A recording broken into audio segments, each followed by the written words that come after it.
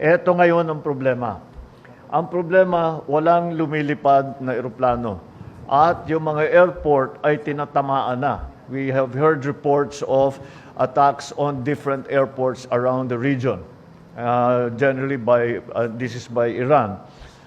Yung mga tumulong sa Amerika at yung mga bansa na tumulong sa Amerika ay inaatake ngayon ng Iran as retaliatory strikes. Kaya very fluid ang situation. Ang assessment namin is delikado siguro magpalipad. Kahit na kaya nating magkumuha ng eroplano at ipasok, wala tayong magagawa.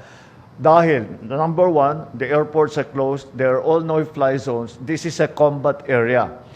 And ang kinakatakutan ko sa lahat ay yung nangyari, I'm sure nabalitaan ninyo lahat, tatlong fighter jet ng Amerikano ay pinabagsak ng Kuwait by mistake. So, kung commercial airline, baka magkamali din at baka they will attack it by mistake. So that's what we are worried about. So siguro yung pagpalipad ay hindi muna natin gagawin.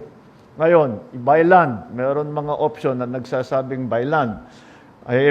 Yun din ay delikado din dahil kung magkaroon ng friendly fire incident, alam niyo, pagka may putukan, it is an active combat zone.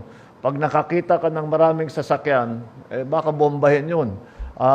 Because they will misidentify it as some hostile movement. So that is also dangerous. Although that will be the best option that we will have in the immediate future. Dahil nga kinakatakutan pa natin yung pagpalipad. So ang advice na binibigay natin sa ating mga kababayan ay maghanap kayo ng safe place at doon kayo muna at you stay there and you stay in a safe place and stay indoors and stay away from areas of danger.